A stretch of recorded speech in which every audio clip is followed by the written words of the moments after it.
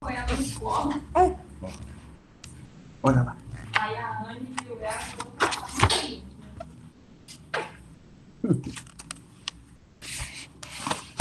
Muito tchau pra galera. Ei. Tchau pra todo mundo. Ah. Aí, picotinho. Ó. Aqui, ó. Ó. Ó.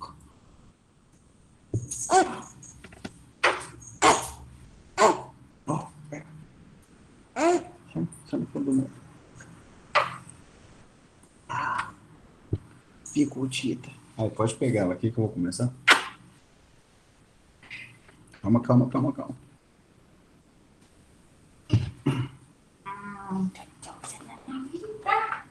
Vou começar.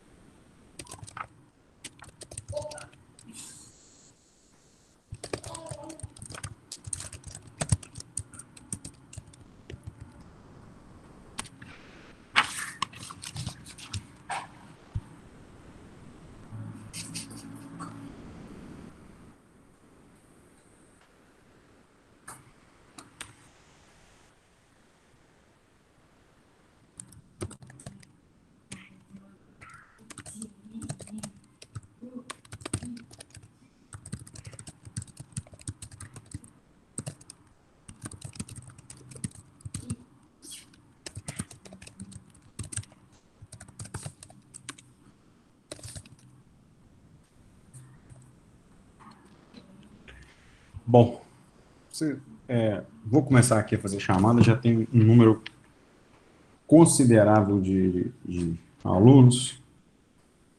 Nós já tivemos a participação especial da Beatriz, que dá um apoio psicológico aqui para começar a aula. Eu tenho algumas... Então, essa questão do Vladimir ela usa também.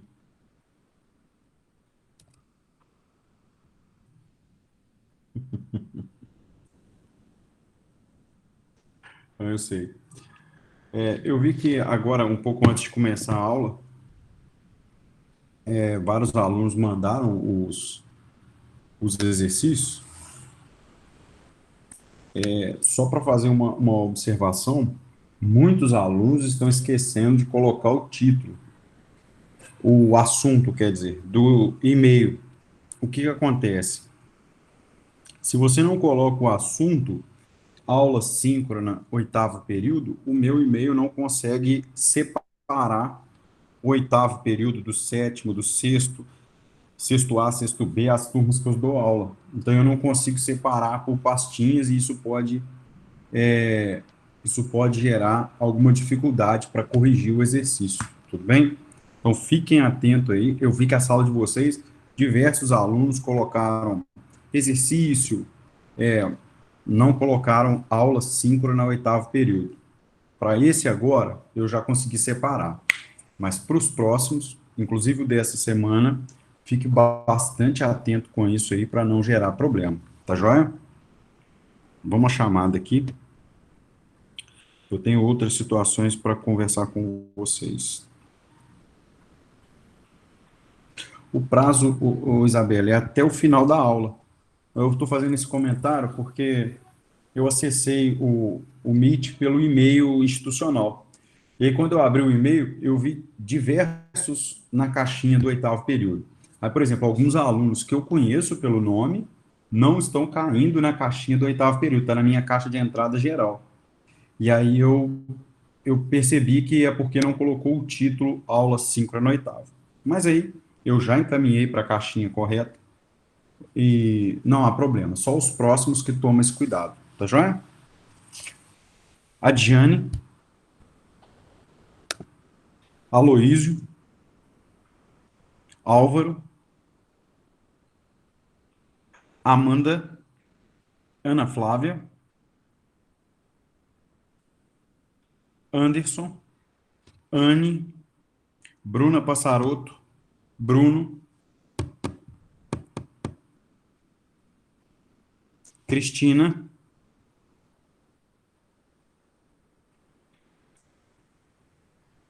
Jaylaine,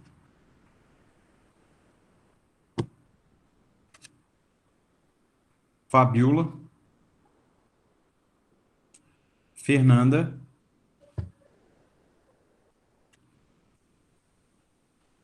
Flávia, Gabriel de Barros, Gislaine, Igor de Castro, Isabela Guiducci, Isabelle Trevisano, Kelly, Larissa Caputo, Laira, Laís, Leandro, Leonardo, Lineker, Lorena, Mayra, Marcelo Lopes, Cristina, Mariana, Mariana Gravina, Matheus Rodrigues, Matheus Braga,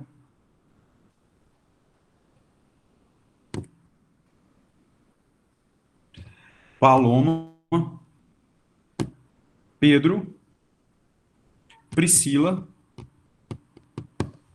Rafael,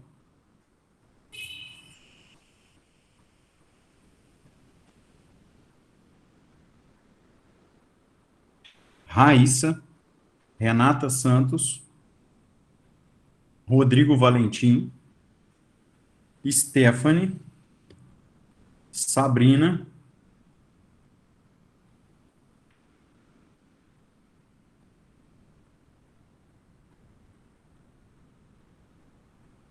Thales,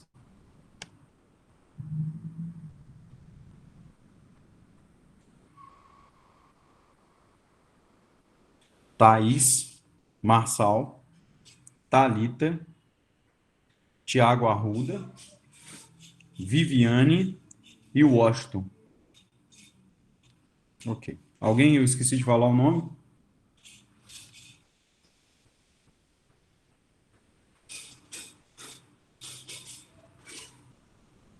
Eu vi que ele acessou, ele tinha me mandado um zap que estava na estrada, mas eu vi que ele acessou o link aqui. Então, eu acho que ele está logado. Não, parece que não. Enfim. Não, eu coloquei, Pedro. É porque eu falei os dois juntos, mas eu coloquei sim. Tá joia? Deixa eu ver aqui.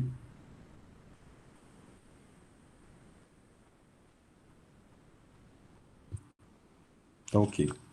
Pessoal, se der algum problema no áudio, no vídeo, vocês já sabem, vocês me interrompam para que eu possa corrigir. Eu vou fazer o seguinte, eu vou projetar aqui na tela uma planilha com os exames, com as atividades que eu passei.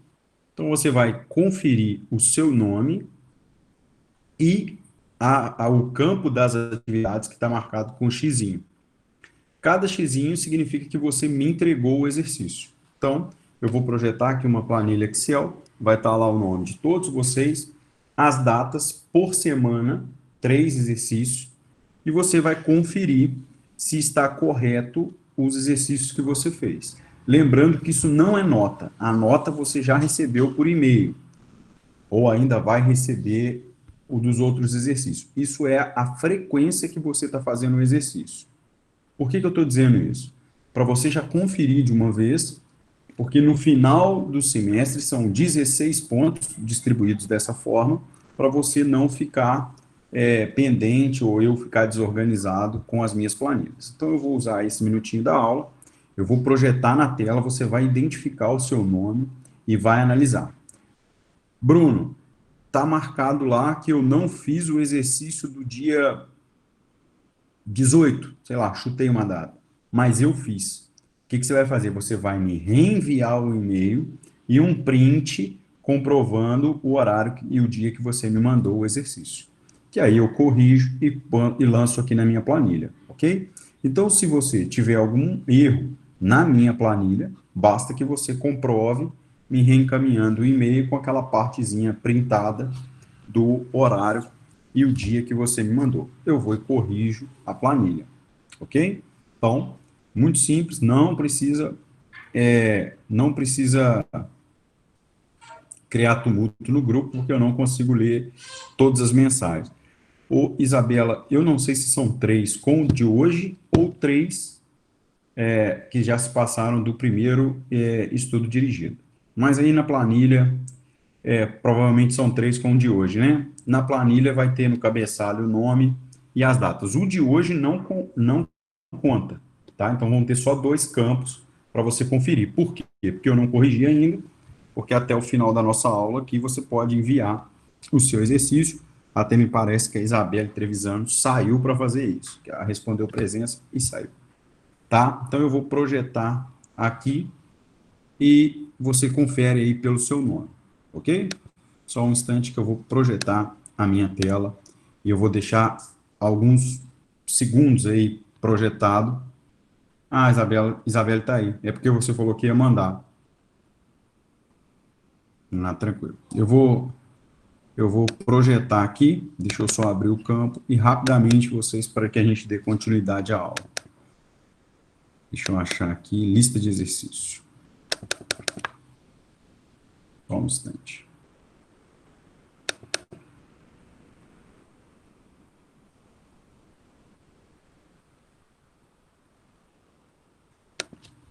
Isso, ok. 8º período. Isso. 8º período são 2 exercícios. Um do dia 12 de agosto e um do dia 19 de agosto, ok? Então, eu vou projetar e aí vocês vejam aí com bastante calma.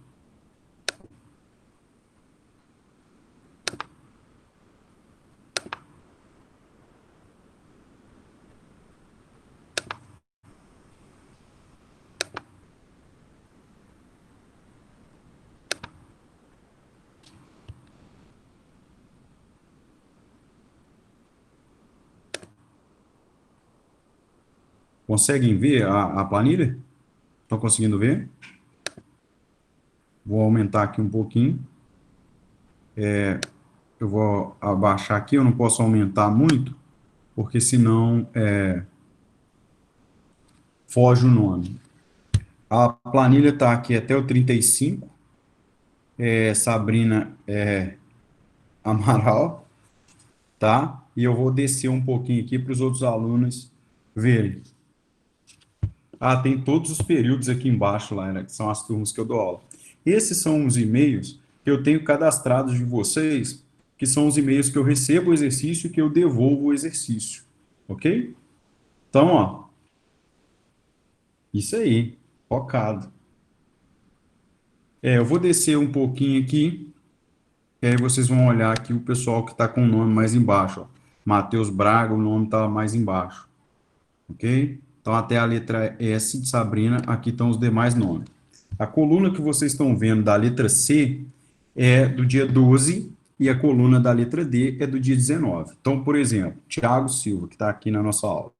Consta para mim, Tiago, que ele não fez o do dia 12, mas ele fez o do dia 19.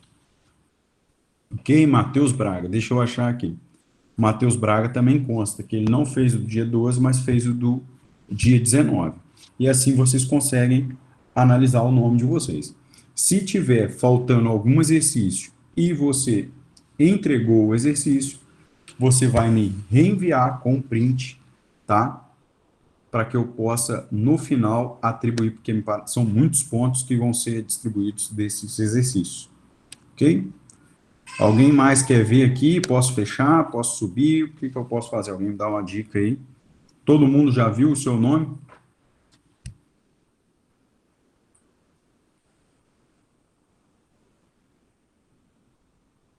Não, da Amanda não está aqui, não. Não, não tá, não.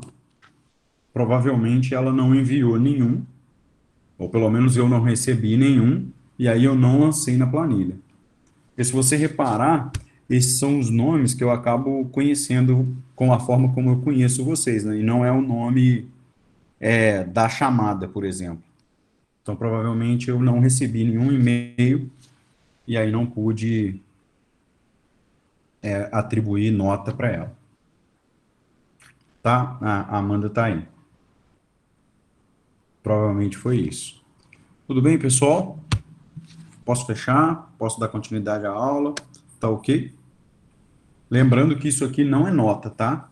A nota você está recebendo lá, se é 100%, 50%, ou não foi atribuído nota, você recebe um texto lá individual. Aqui é só se você fez ou não, que é o que eu vou repassar para vocês. Aí, quando a gente terminar o segundo estudo dirigido, eu volto a mostrar essa planilha e a gente vê aí os três subsequentes, se tem algum erro.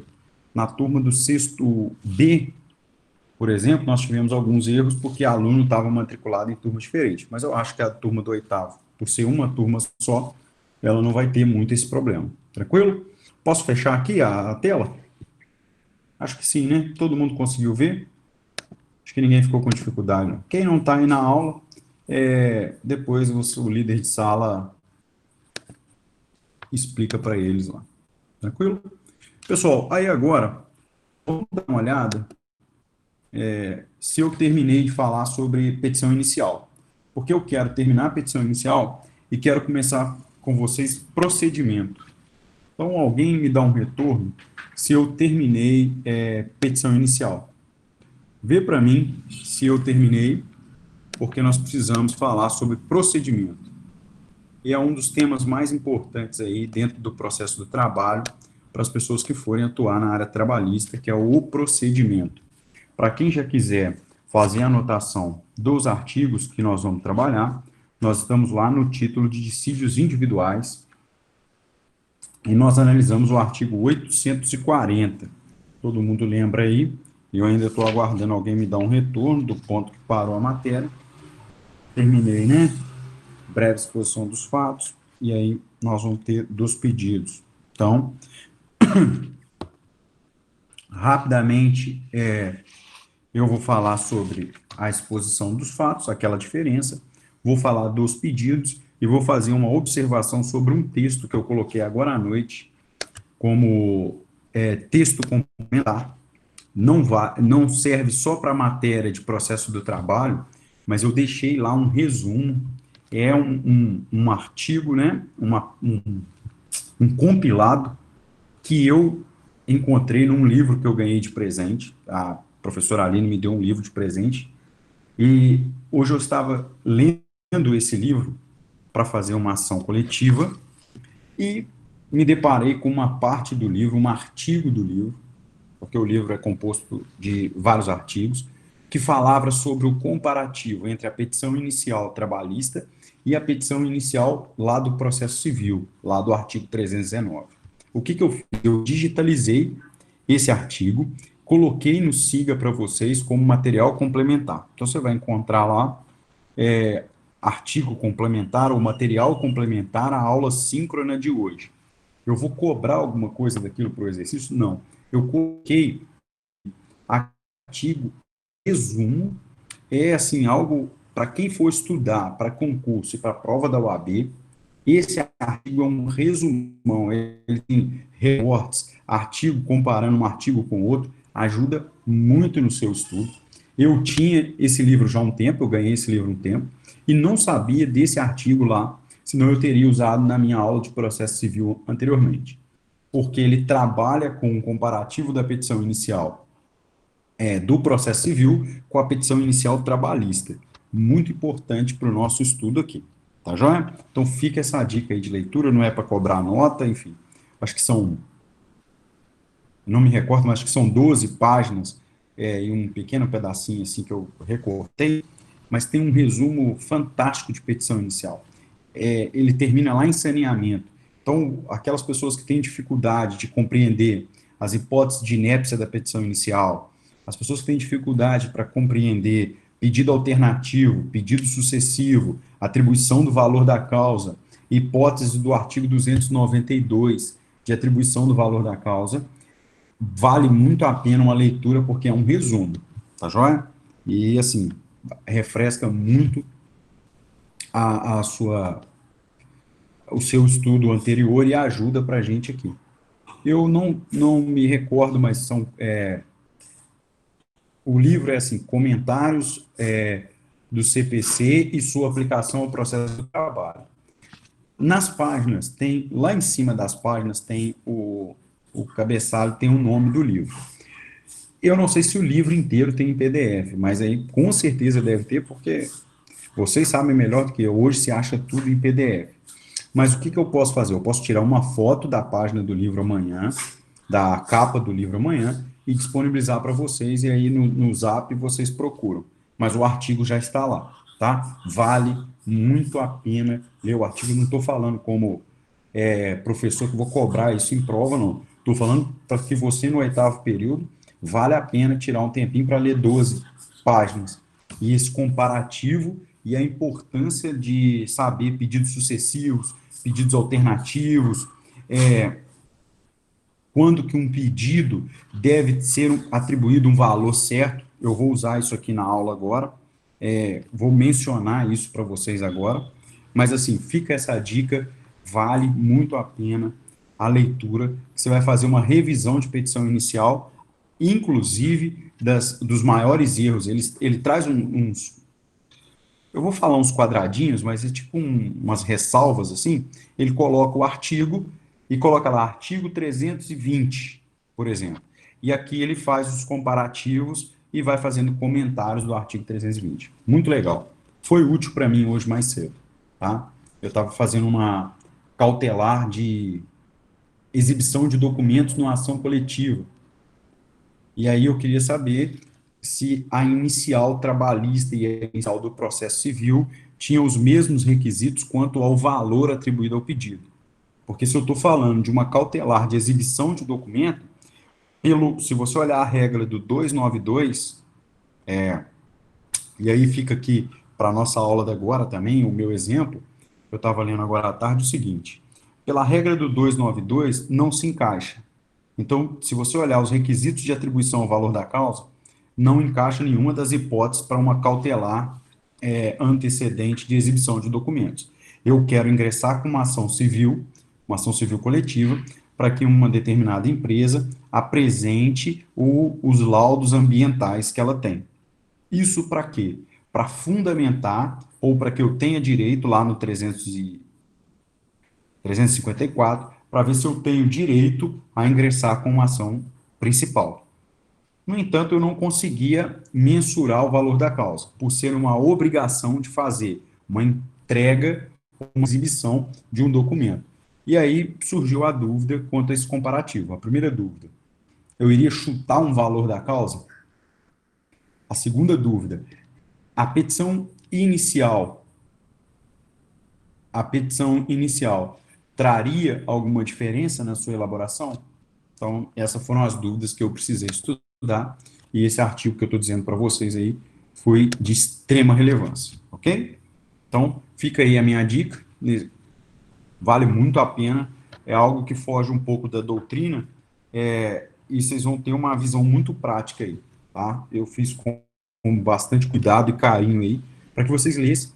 O pessoal que vai fazer prova de estágio, vocês já estão pensando em prova da OAB, né? No início do ano que vem, eu acho que vocês já fazem, não sei. Na minha época fazia antes, né? A gente fazia um pouco antes. Eu não sei agora se vocês têm esse costume, mas prova da OAB ajuda bastante, tá bom? Muito interessante.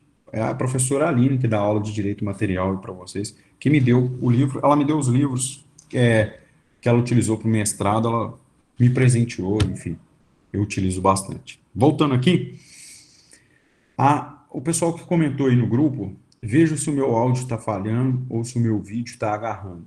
Se tiver, me dá um aviso aqui, tá joia? Estou usando esse fone, mas ele está carregado. Eu carreguei ele hoje.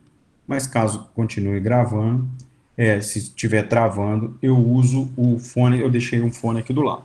Bom, vejam se eu tinha falado sobre isso no slide. Eu vou até colocar o slide novamente, mas só para eu fazer uma introdução. Nós estávamos falando da petição inicial, em que a petição inicial ela tinha a possibilidade de ser escrita e ela tinha a possibilidade de ser verbal, com as exceções de ações civis coletivas, ação civil pública, mandado de segurança coletivo, dissídio coletivo, pela complexidade, deveria ser petições iniciais escritas. Coloquei aí uma ressalva, uma exceção a essa possibilidade. Então, nós falamos sobre isso e aí eu fiz uma breve exposição da causa de pedir. Lembrando a vocês que na petição inicial civil, pessoal lá do MPJ, muitos de vocês eu estou recebendo e-mail, né, para assinar. O que acontece? Você pega a petição inicial e coloca cabeçalho, coloca qualificação dos fatos, é assim que nós aprendemos, e do direito. Então, você faz o quê? Dentro de uma visão racional da sua escrita, você expõe para o juízo os fatos e pega esses fatos e faz a subsunção do fato à norma. Por isso que você divide, via de regra, os dos fatos e do direito. Ok? Então você coloca essa estrutura. Essa estrutura ela tem um significado, ela tem um porquê. Essa estrutura, então, é voltada para aquele princípio de que ao juízo basta os fatos. Dê-me os fatos que te darei o direito. Mas você aprende que, tecnicamente, você deve mostrar os fatos e a adequação, a subsunção do fato à norma. A junção de fato e norma gera a sua causa de pedir e, portanto, a sua petição inicial dentro da esfera do processo civil só pode existir pedido que tenha causa de pedir que o anteceda. Então, essa é uma visão geral da petição inicial dentro do processo civil, ok? Aqui no processo do trabalho, baseado no princípio da simplicidade, você não precisa fazer essa separação.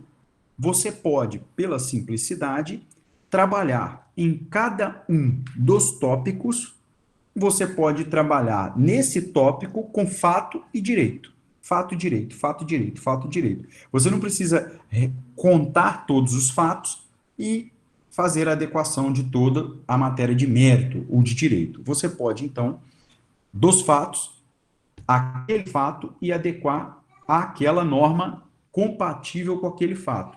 Isso significa, então, que a minha petição inicial trabalhista, ela vai ser mais direta e ela vai ser mais fracionada em subtópicos. Por quê? Se eu estou cobrando hora extra, férias e 13º, eu vou falar um fato e o meu direito da hora extra, um fato e meu direito do 13º, e um fato e meu direito, eu não lembro o que eu falei, hora extra e férias, por exemplo.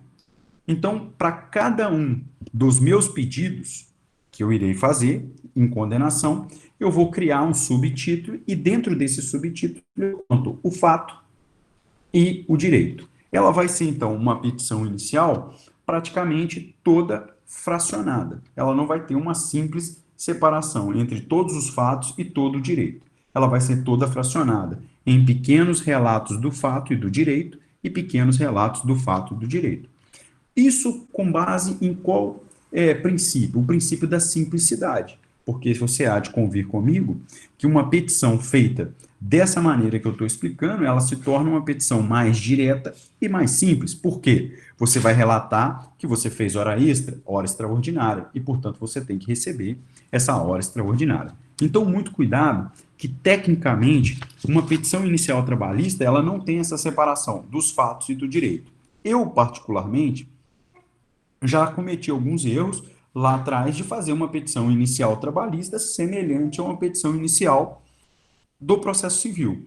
Isso gera inépcia da petição inicial? Não. Isso não é causa de inépcia da petição inicial. Não tem essa previsão.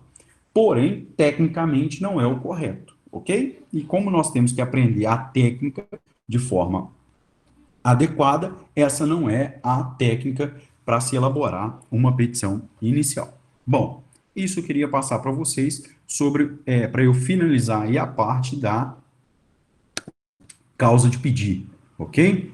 Bom, aí nós passamos para um segundo ponto, que é uma inovação da reforma trabalhista.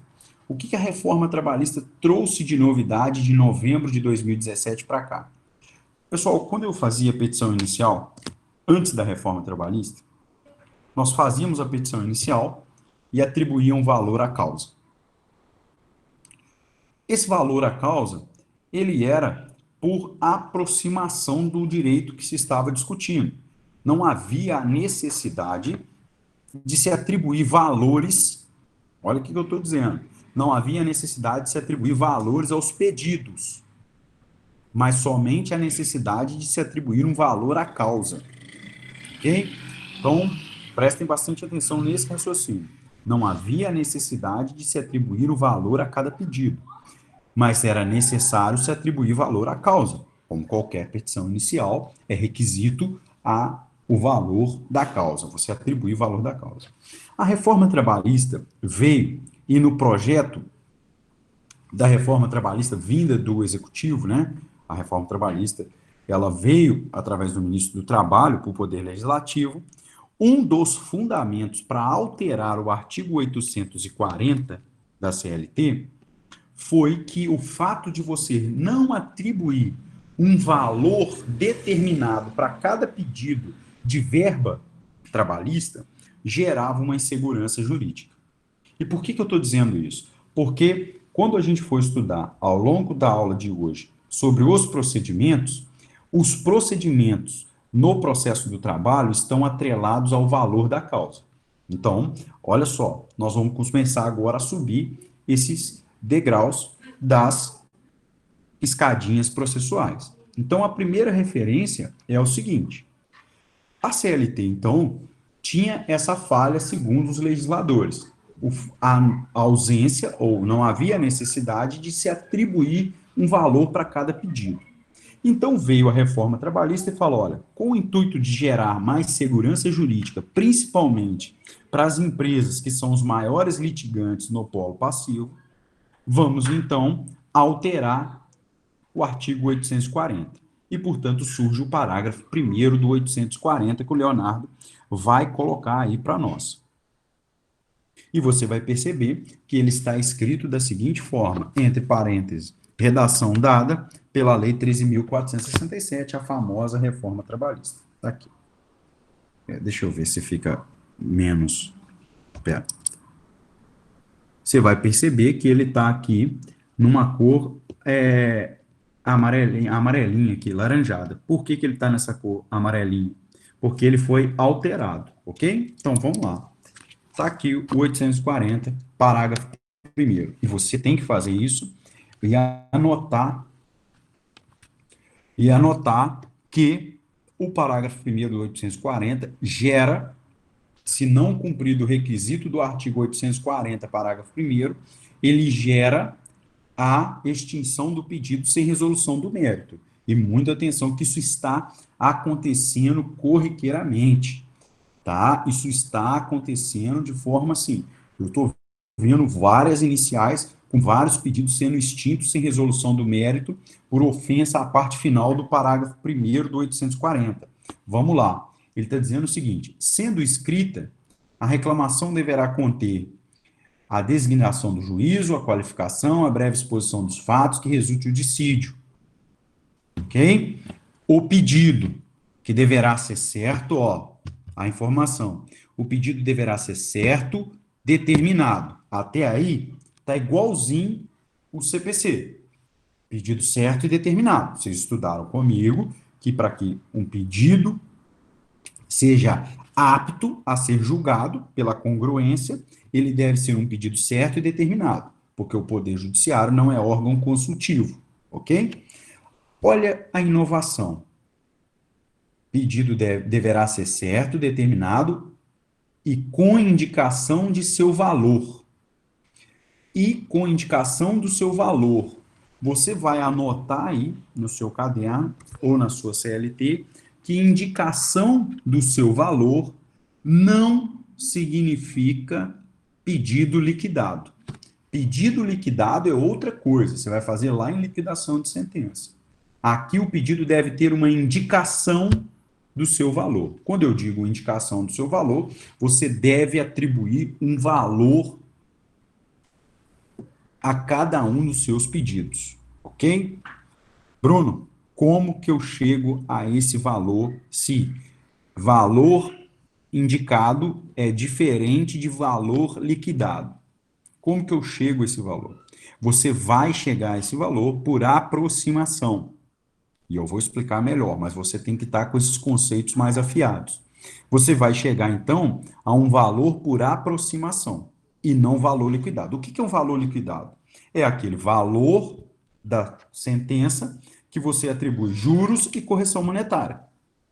Isso você precisa fazer aqui? Não. Você vai indicar um valor por aproximação. E como vai ser o valor da causa? A soma dos valores dos seus pedidos. Ok?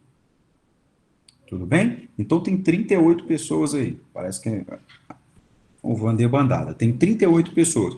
Eu gostaria que vocês respondessem se ficou claro o que eu disse. Eu preciso que fique claro essa parte conceitual. Porque sem essa parte conceitual, vocês não conseguem compreender os procedimentos.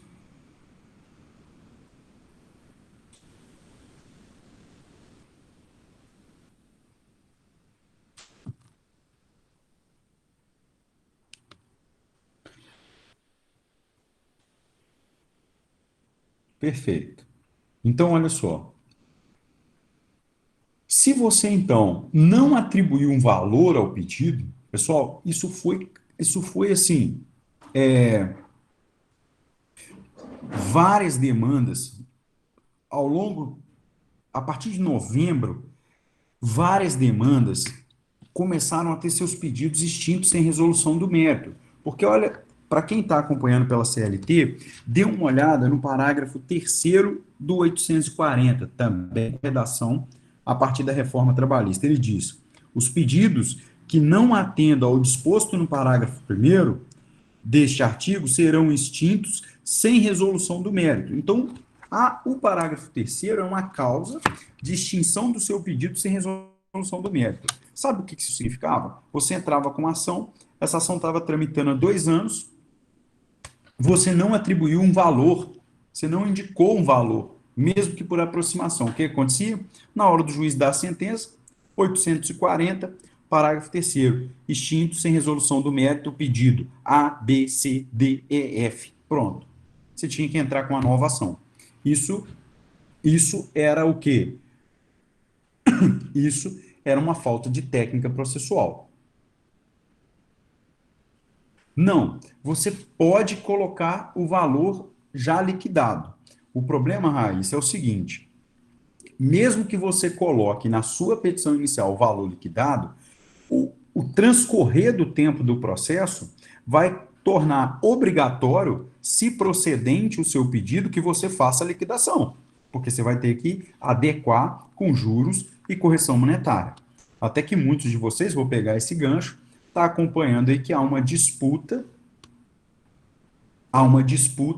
lá no STF sobre o índice de correção, se é a TR, a taxa referencial, ou se tem uma correção que é o IPCA-E, que é uma correção muito favorável para trabalhador. Mas isso vai ficar mais para frente para nós. Laís, aqui tem uma questão seguinte. Não. O TST determinou, através de resoluções, que, como é uma regra processual, ela tinha eficácia imediata, né? Nós sabemos disso. E a partir de novembro, eu não me recordo se foi em 11 de novembro, eu não sei. Os processos que foram distribuídos após essa data deveriam adotar a regra do parágrafo 1º, parte final, que nós estamos estudando aqui. Aqueles processos que já haviam sido distribuídos anteriormente mantinham a aplicação da legislação vigente àquela época. Então, não era necessário aditar ou emendar a petição inicial, ok? Porque tratava-se de lei de regra processual é de aplicação imediata. E aí, pensem comigo, se eu estou pedindo a condenação por dano moral, todo mundo que está acompanhando e prestando atenção na aula vai ver que é fácil. Professor, eu indiquei condenação por dano moral de 20 mil. O problema não é quando você está pedindo dano moral e dano material. O problema da petição inicial trabalhista é como você vai atribuir um valor quando você requer do juiz a condenação do empregador ao recolhimento do fundo de garantia dos últimos 10 anos do funcionário. Qual o valor que você vai atribuir? Porque você não vai conseguir pegar o salário histórico dele e atribuir 8% e colocar as correções que a Caixa Econômica coloca. Não tem como. A não ser que você tenha um programa da Caixa Econômica, joga lá, o Leonardo está aí, pelo celular, mas está aí. Imagina que eu vou fazer o cálculo no sistema da Caixa, aí joga lá, o próprio sistema corrige o valor do salário histórico e me dá o valor dos últimos 10 anos de fundo de garantia daquele trabalhador. Isso é inviável numa petição inicial. O que você deve fazer, então? Você deve atribuir um valor por aproximação. E ao atribuir um valor por aproximação, eu vou aqui lançar uma questão relevante, que é o objeto do nosso exercício dessa semana, e você vai me dizer, e eu vou colocar por escrito, não precisa anotar, enfim, eu vou colocar por escrito o seguinte: se eu estou dizendo que a petição inicial deve ter indicação de um valor, pelo princípio da congruência, o juiz pode julgar a mais ou ele está adstrito ao valor que eu indiquei? Eu lanço essa pergunta aqui. Alguém aí que está acompanhando a aula quer sugerir uma resposta? Quer dizer o que acha? Compreendeu a minha pergunta? A minha pergunta é o seguinte: se o 840, parágrafo 1º, traz que você deve indicar um valor do pedido, e eu estou dizendo que essa indicação não é liquidação, é uma indicação por aproximação, nas palavras do Bezerra Leite, é uma indicação por aproximação. Ótimo, beleza. Pelo princípio da congruência, o magistrado, então, ao sentenciar, iria somente condenar ao pagamento desse valor que eu indiquei ou não?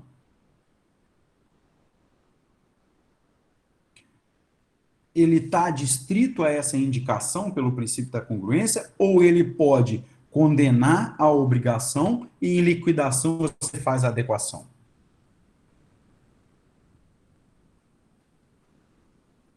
Isso, tanto Raíssa, Kelly, Matheus, o Pedro, isso é um debate. Ele pode indicar um contador lá na sentença. O que eu estou dizendo é o seguinte: para a maioria da doutrina, e aqui já vai uma observação, para a maioria da doutrina, desses alunos que fizeram um comentário, fica aqui um feedback: o seguinte, para a maioria da doutrina, o juiz pode condenar ao valor correto. Quando eu digo correto, entre aspas. Por quê? Porque quando você faz a leitura do 840, parágrafo 1º, ele diz o quê? Uma indicação. Tá? Ele está falando, indique um valor para gerar uma segurança jurídica. Então, se o FGTS, eu indiquei o valor, no meu exemplo, tá, pessoal? Que eram prestações sucessivas ao longo do tempo. Isso é muito difícil atribuir valor. Eu fui e atribuí 10 mil reais. O juiz condena, então, a empresa a recolher todo o período. A empresa vem e, para dar uma de falta de boa-fé processual, ela faz o quê? Deposita só 10 mil. Mas, na verdade, não é 10 mil. 10 mil é a indicação do meu valor. O valor correto, liquidado, é 50. Essa empresa, então, tem que pagar quanto? 50. Ok? Para a maioria da doutrina, a indicação do valor não vincula pela congruência o valor que o juiz vai lá condenar. Aí, Matheus, tem um problema. Se você atribuir um valor absurdo ou um valor ínfimo, por que eu estou dizendo? O valor absurdo e o valor ínfimo estão estritamente atrelados a custas processuais e atrelado ao procedimento e ao honorário. As três coisas. Se você atribui um valor absurdo ou um valor ínfimo, e eu já passei por isso na prática, quando você faz esse equilíbrio de forma errada, o juiz pode, então, determinar que você emende a inicial, atribuindo o valor correto por aplicação subsidiária do CPC. E o juiz pode mais, ele pode, de ofício, corrigir o valor da sua causa. E você já estudou isso comigo. Também se aplica no processo do trabalho. Por que eu estou dizendo isso, Rodrigo e Matheus? Olha o que aconteceu comigo. Eu ingressei com uma ação coletiva, e nessa ação coletiva eu atribuí, era uma obrigação de fazer, eu atribuí o valor da causa R$ 1.000. A parte contrária impugnou o valor da causa e disse assim: ora, o sindicato autor está atribuindo o valor da causa de R$ 1.000 por ser um valor ínfimo, e isso não irá gerar impacto financeiro em caso de sucumbência da ação. Todo mundo concorda que isso é verdade, ok? Todo mundo sabe que isso é verdade. O juiz, então, fez o quê? Indicou o vício e pediu que eu emendasse a petição inicial, ok? Adequando o valor da causa. Se eu não fizesse, ele colocou uma observação. Caso a parte autora não emende a petição inicial, através de atribuição de valor correto do pedido X, e, portanto, com reflexo ao valor da causa, passa o processo concluso para que o magistrado faça adequação de ofício. Ele pode fazer isso? Beleza. Pode e vai fazer. Tá joia? Ficou claro esses impactos aí do pedido, a relação do pedido com a atribuição do valor com o princípio da congruência? Matheus, eu te respondi. Rodrigo, a regra para se atribuir o valor da causa está lá no 292, ok? Tranquilo, pessoal.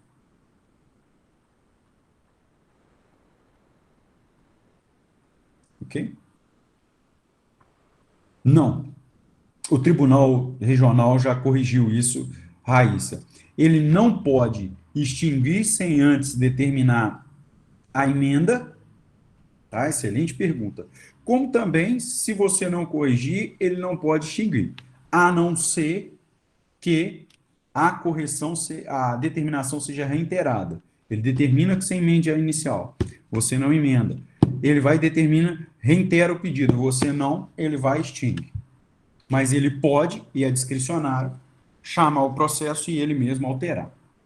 Eu já ouvi alteração, não era processo meu, mas eu estava lá sapeando a audiência, assistindo a audiência, para uma audiência importante, eu estava lá assistindo para aprender, e o juiz alterou de ofício na audiência. O advogado da parte ré, né, era uma ação coletiva, o advogado da parte ré foi lá e falou, ó, o valor é ínfimo e não corresponde às regras processuais. O juiz leu, de ofício, tudo oral, jogou o valor da causa lá para cima, tá? Lógico que fundamentada essa decisão, ok? Ficou claro esse ponto, pessoal? Quero fazer uma outra observação em relação ao artigo 841. O 841, ele traz uma regra do quinquídio. A regra do quinquídio é uma observação relevante para vocês, e essa regra do quinquídio eu considero, para a matéria que nós estamos estudando agora, uma das maiores incidências em prova fechada de processo do trabalho. É o famoso quinquídio. O que significa o quinquídio? Significa que você tem que ter um tempo mínimo entre a sua notificação, que no processo civil recebe o nome de citação, no processo do trabalho recebe o nome de notificação. Então, tem que existir um tempo mínimo entre a notificação e a audiência já designada. Esse tempo mínimo é o quinquídio, 5 dias. Então, você vai ler o 841 caput, lá na sua parte final, dizendo que a audiência será a primeira desimpedida após, no interregno aí, de 5 dias. Pessoal, isso é o famoso quinquídio.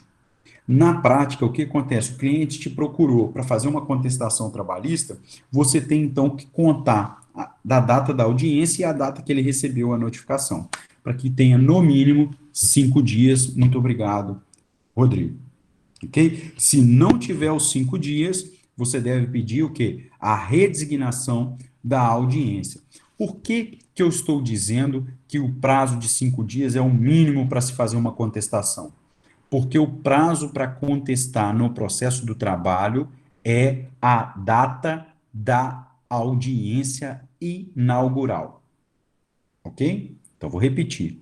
O prazo para contestar uma ação trabalhista é o prazo marcado da audiência inaugural. Então, quando que eu tenho que contestar? Até a audiência inaugural. E você continua pela leitura do artigo 841, tá?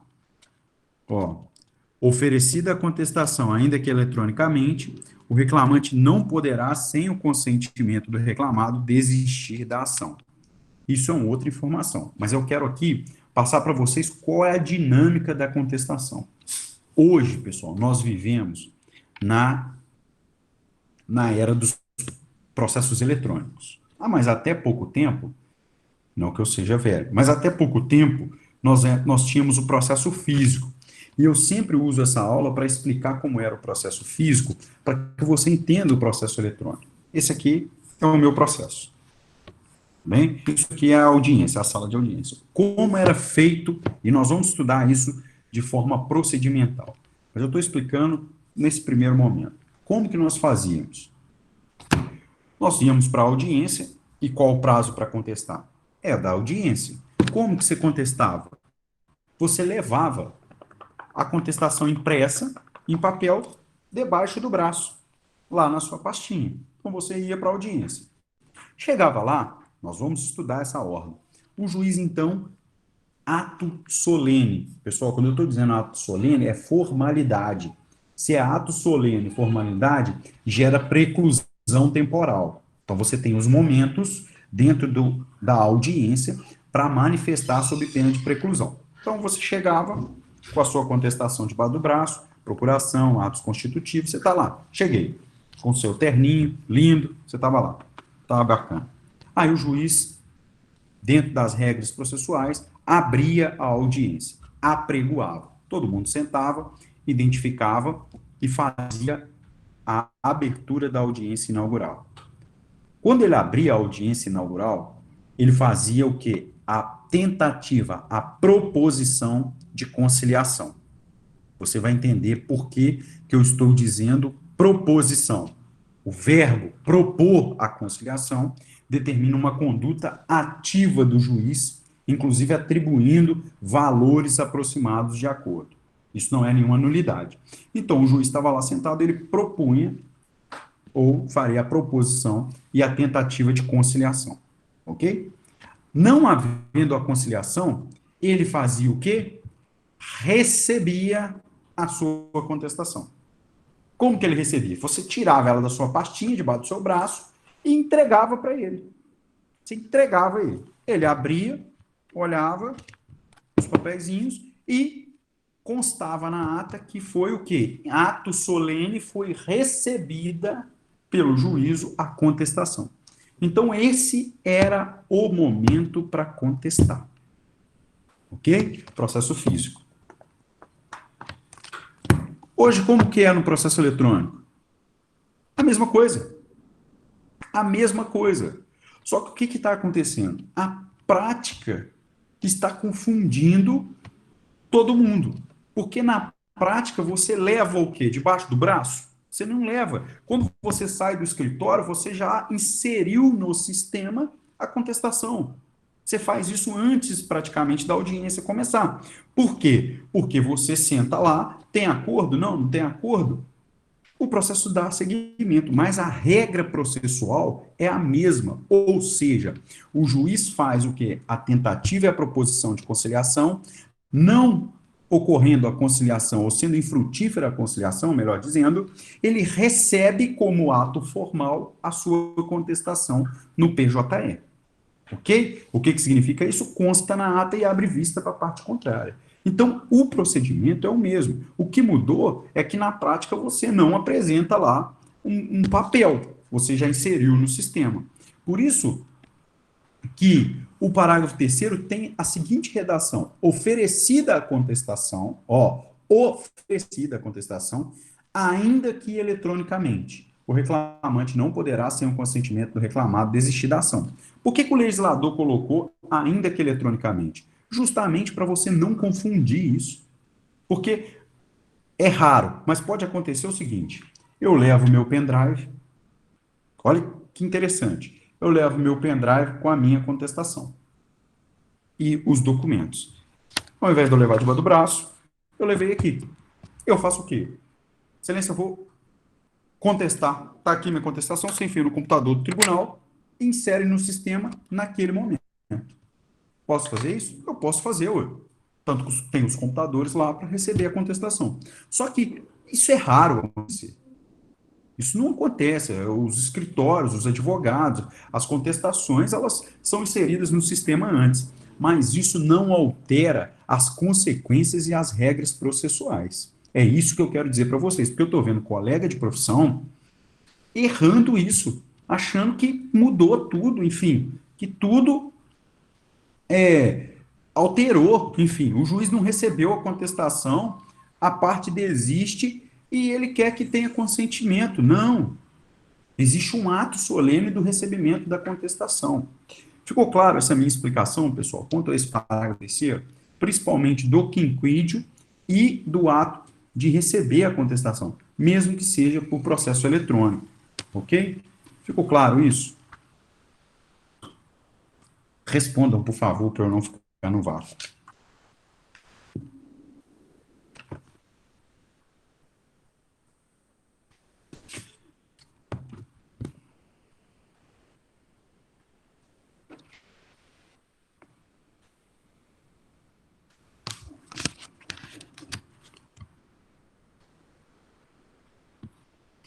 Não.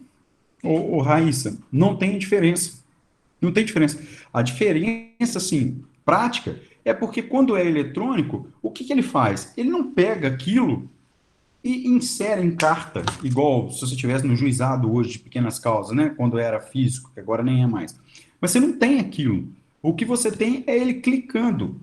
Ele clica no botão e consta na ata, recebida a contestação. Pronto. Aí mudou o status processual, porque agora a demanda está o quê? Estabilizada. E aí você extrai disso o parágrafo terceiro. Então é um recebimento da contestação. Bom, até que momento você tem para contestar? Eu quero só contar um caso aqui que aconteceu com um colega meu. Interessante para a nossa aula de recebimento da contestação e responde à dúvida da Raíssa. Olha só, ele foi, a internet caindo, ele saiu do escritório e não conseguiu colocar a contestação. O advogado estava acompanhando pelo celular, o juiz foi e apregou as partes.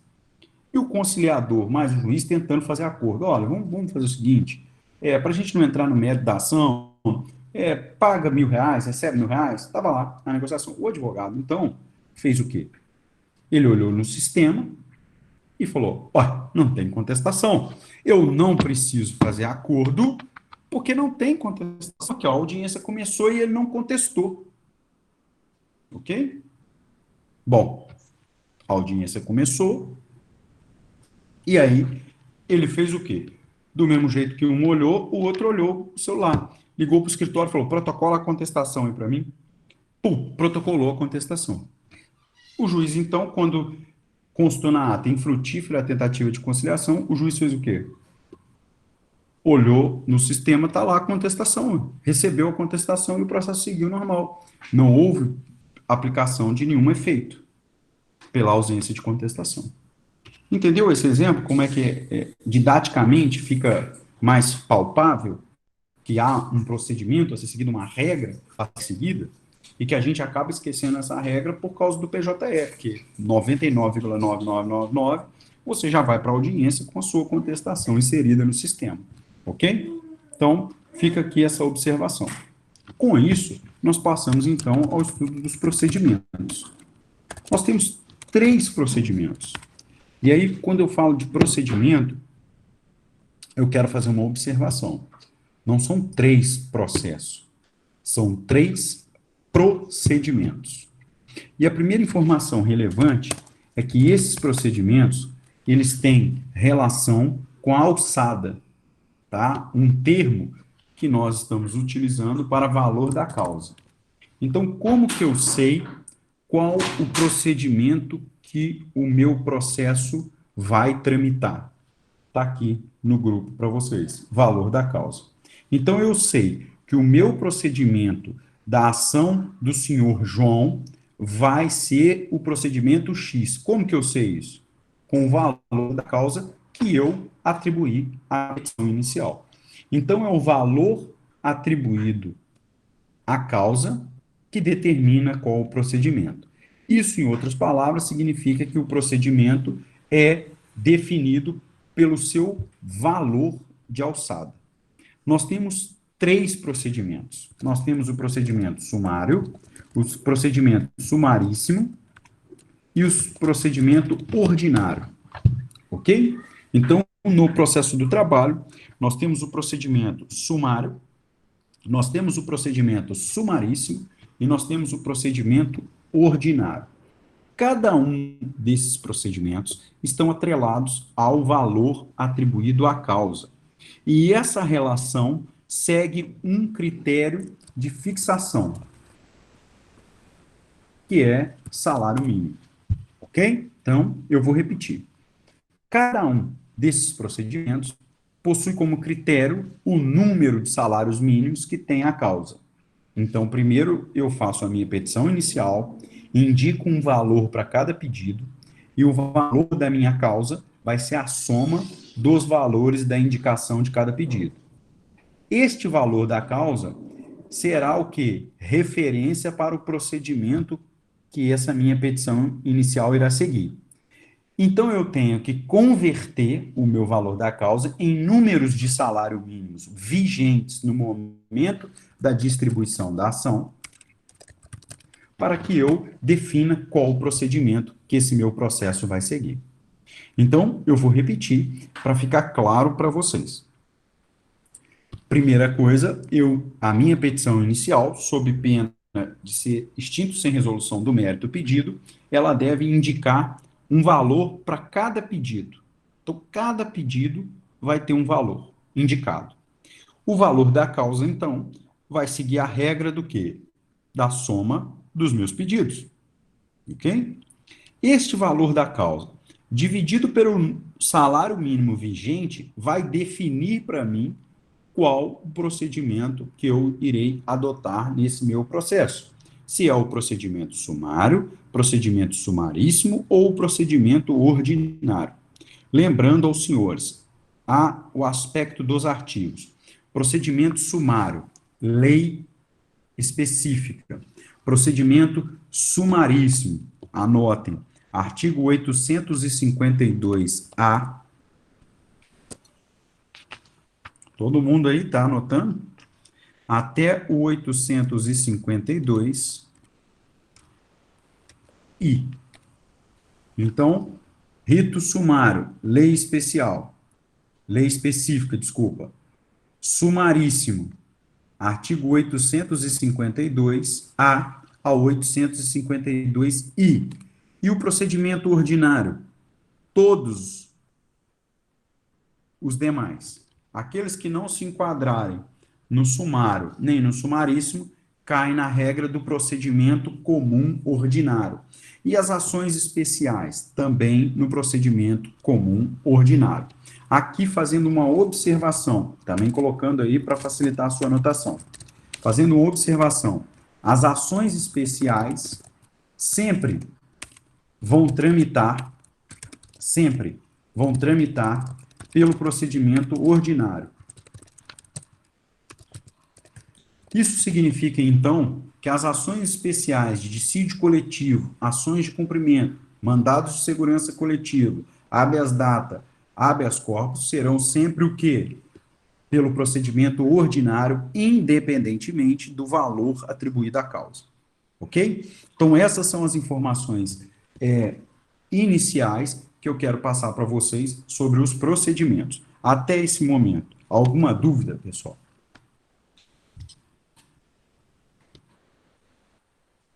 Estou aguardando respostas.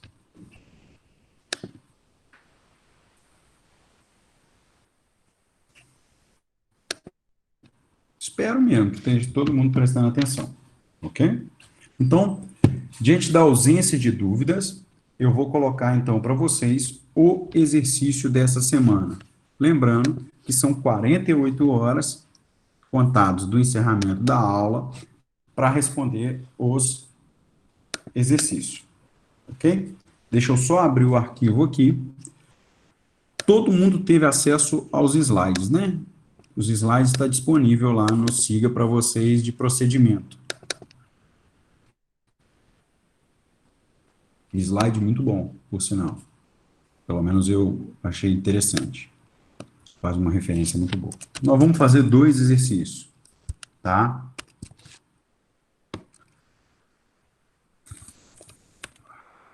A primeira questão eu vou ler aqui, que vocês...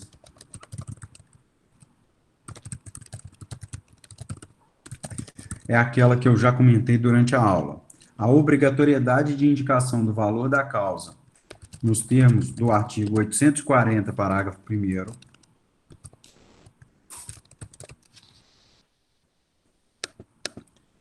a obrigatoriedade de indicação do valor da causa, nos termos do artigo 840, parágrafo 1º da CLT,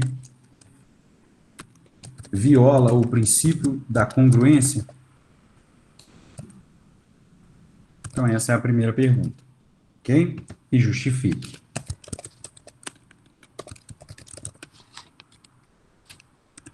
Eu não vou entrar muito em detalhe para não ficar uma pergunta muito grande, mas o princípio da congruência todo mundo sabe, ok? É 840, o Matheus. Ah, você já transcreveu aí. Perfeito, tá? O segundo, deixa eu só abrir aqui. Esse aqui eu salvei no arquivo. Ah, não, ajuda pra caramba. Eu quero que vocês façam, né? Os acadêmicos, está aqui escrito, os acadêmicos devem elaborar uma análise crítica da jurisprudência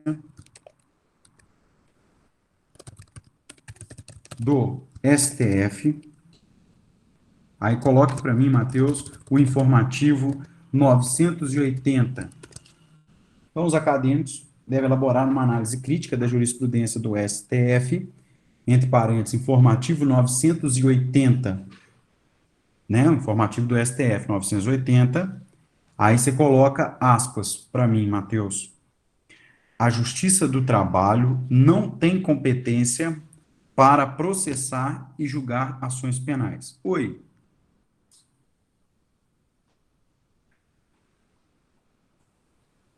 Ah, a primeira ou a segunda, Laís? Ah, tá. Então vamos lá.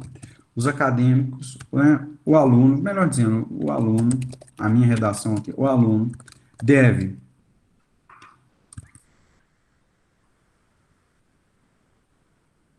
Posso falar? Tá me ouvindo? É porque o chat aqui bugou. Pode? Os alunos, o aluno deve fazer uma análise crítica da jurisprudência do STF. Aí, depois de jurisprudência do STF, coloque informativo 980. E aí, entre aspas, eu vou ler a jurisprudência aqui. Justiça do Trabalho não tem competência para processar e julgar ações penais. Por que eu estou dizendo isso? O informativo trouxe essa jurisprudência, tá? De que não compete à Justiça do Trabalho julgar e processar ações penais. Eu quero que você faça uma análise crítica e você deve utilizar, vai aqui uma dica para facilitar para vocês, o artigo 114 da Constituição Federal. Ok? Isso, os acadêmicos devem elaborar uma análise crítica da jurisprudência do STF. Aí só faltou o parênteses aí, Matheus. Informativo 980, e a Justiça do Trabalho não tem competência para processar e julgar ações penais. Tá? Eu vou colocar aqui, ó. Deixa eu pegar o meu escrito aqui e coloco. E aí eu vou pedir a. Deixa eu ver quem que eu vou pedir. Eu vou pedir a Laís. Desculpa. 980. Desculpa. Eu vou pedir a Laís para colocar no grupo da sala de vocês, tá joia? Deixa eu só confirmar agora que vocês me deixaram na dúvida. Informativo 980. Tá joia? Tudo bem, pessoal? Vou fazer rapidamente a chamada. Ah, obrigado, Isabela. Obrigado. Então, respondo. Tome cuidado. Tem muito aluno que não está respondendo, tem aluno que está copiando um do outro. Aí eu recebo lá assim, o e-mail consegue rastrear. Aí eu vejo lá assim, responder a todos. Quer dizer, ele mandou o e-mail para mim e mandou como cópia oculta para uma renca de outros alunos. Então, responda, é uma forma de fazer o exercício, enfim. E leia um artigo que eu sugeri no final da aula. Ó, o artigo que eu sugeri no início da aula. Vai ajudar bastante vocês aí nos estudos de forma geral. Tranquilo? Então vamos lá. Eu vou fazer a chamada aqui. E aí, já me despeço de vocês. Boa noite a todos. Muito obrigado pela participação na aula. E à medida que os alunos forem respondendo presença, por gentileza, se quiserem, né, podem sair da aula, lembrando que senão a Thaís vai ficar logada aqui até 5 horas da manhã, e aí vai arrebentar o download aqui, que vai ficar parecendo que eu estou baixando um filme, né, Thaís? Ótimo, isso aí. Muito legal. 4 horas de aula, eu fico imaginando a galera como é que fala? Que cuida lá das aulas, se você está gravando a aula, deve ter olhado e falado assim, nossa, esse professor fez uma rave de aula, 4 horas. Não sabia que era só 1 hora e 16, mas tá ótimo.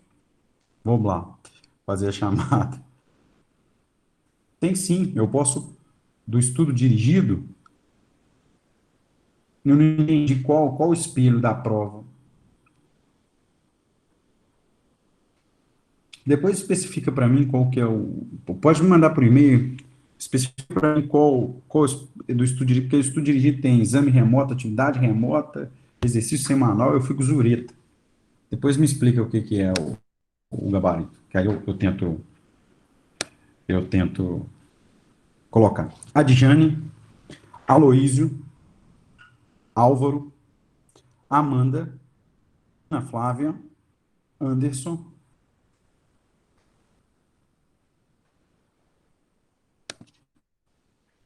Anne, Bruna, Bruno,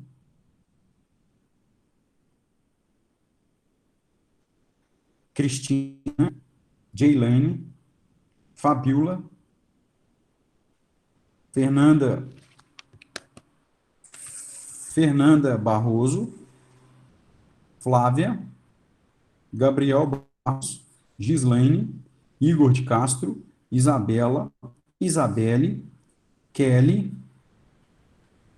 Larissa, Laira, Laís, Leandro, Leonardo, o Lineker saiu e está tentando entrar só agora, né? Eu estou acompanhando aqui. Lorena, Mayra, Marcelo Lopes,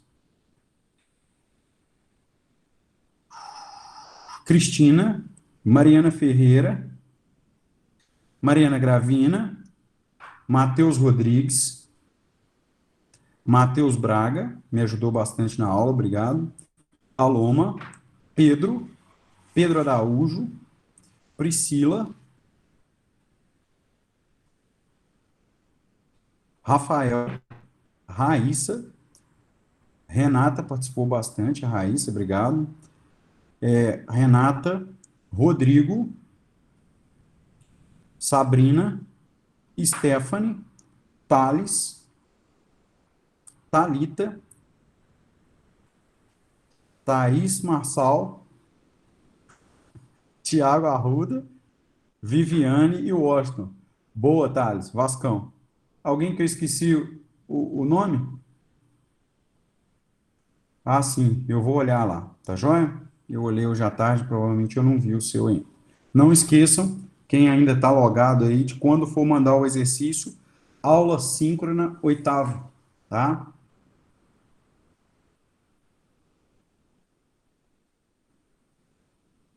Beleza, hoje tem gol do Ribamar. Eu vi aqui, Leonardo, já coloquei presença, tá joia? Boa noite, muito obrigado. Um abraço aí para vocês e até mais.